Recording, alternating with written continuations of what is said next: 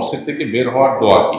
মসজিদ থেকে বের হওয়া এবং মসজিদে প্রবেশ হওয়া, এই উভয়টার দোয়া সম্পর্কে আমাদের সর্বস্তরের মানুষের মধ্যে জানাশোনা অনেক কম।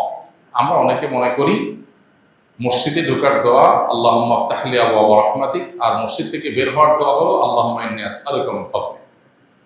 এটা আমরা মোটামুটি বেশিরভাগ মানুষ জানি, কিন্তু যেটা জানি না সেটা হলো মসজিদে ঢোকার জন্য আল্লাহুম্মা আফতাহ লি আবওয়াবা রাহমাতিক ছাড়াও আরো দোয়া আছে, আর বের হওয়ার জন্য আরো কি আছে, দোয়া আছে।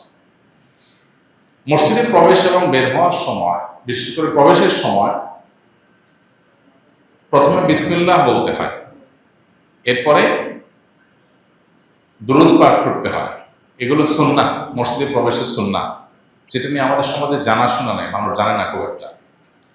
এবং আরো দোয়া আছে, আল্লাহুম্মা আফতাহ লি আবওয়াবা রাহমাতিক ছাড়া আরো দোয়া আছে। আমরা দুনিয়াতে কত কিছুই তো মুখস্থ করে ফেলি, কত কিছুই তো জানি, কত শত গানের কলি ইচ্ছা ছাড়া শুনতে শুনতেও মুখস্থ হয়ে গেছে। সেখানে মসজিদে প্রবেশের এই দোয়াগুলো বা আরো আনুষঙ্গিক যে সমস্ত নিত্য প্রয়োজনীয় দোয়া আছে, যেগুলো প্রতিনিয়ত প্রয়োজন হয়, এগুলো না জানার কারণে, মুখস্থ না থাকার কারণে প্রতিদিন আমি এই সুন্নাহগুলো থেকে মাহরুম এবং বঞ্চিত থাকছি। তাহলে মসজিদে ঢোকার সময় কমপ্লিট দোয়া কি কি আছে সুন্নাহদের সাব্যস্ত, এক হলো বিসমিল্লাহ, এরপর হলো দুরূদ আসসালাতু ওয়াসসালামু আলা রাসূলিল্লাহ বললে সেটা হয়ে যায়, বিসমিল্লাহি আসসালাতু ওয়াসসালামু আলা রাসূলিল্লাহ। এরপর আরেকটা দোয়া আছে, আউযু বিল্লাহিল আযীম ওয়া বিওয়াজহিহিল কারীম ওয়া সুলতানিল কাদীম মিনাশ শাইতানির রাজীম। আবার বলছি, আউযু বিল্লাহিল আযীম ওয়া বিওয়াজহিহিল কারীম ওয়া সুলতানিল কাদীম মিনাশ শাইতানির রাজীম। আউযু বিল্লাহিল আযীম মানে মহান রবের কাছে আমি আশ্রয় চাই, ওয়া বিওয়াজহিল কারীম তার সম্মানিত সত্তার কাছে আমি আশ্রয় চাই, অসুলতাহিন কাদিম তার অনাদি অনন্তকালের যে মহারাজত্ব, সুপ্রাচীন যে রাজত্ব, তার আশ্রয় চাই। কোত্থেকে? মিনাশ শাইতানির রাজীম, বিতাড়িত শয়তানের শয়তানি থেকে, সে যেন আমাকে বিভ্রান্ত করতে না পারে। তো এই জন্য এই দোয়া পড়ে এরপরে আল্লাহুম্মা আফতাহ লি আবওয়াবা রাহমাতিক পড়ে আমরা ডান পা দিয়ে মসজিদে প্রবেশ করব। আবার বলছি, বিসমিল্লাহ আসসালাতু ওয়াসসালামু আলা রাসূলিল্লাহ আউযু বিল্লাহিল আযীম ওয়া বিওয়াজহিহিল কারীম ওয়া সুলতানিল কাদীম মিনাশ শাইতানির রাজীম আল্লাহুম্মা আফতাহ লি আবওয়াবা রাহমাতিক। কারণ আমাদের তো মসজিদে আসার পর হনহনায় আমরা প্রবেশ করে যাই, এত কিছু পড়ার সময় আমাদের হয় না।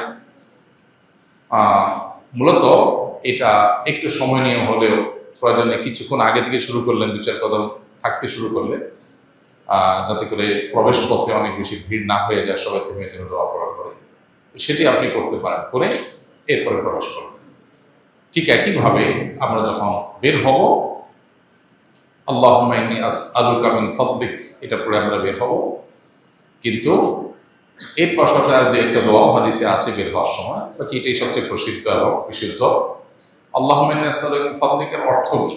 আমরা অনেকেই প্রথমটা ঢোকারটা জানি, আল্লাহুম্মা আফতাহ লি আবওয়াবা রাহমাতিক, আল্লাহ আপনার রহমতের সব দুয়ারগুলো আমার জন্য উন্মোচন করে দেন, এটা আমরা জানি। কিন্তু আল্লাহুম্মা ইন্নী আসআলুকা মিন ফাদলিক বের হওয়ার সময় বাম পাও দিয়ে বের হয়ে এই দোয়াটা পড়ব বের হওয়ার সময়।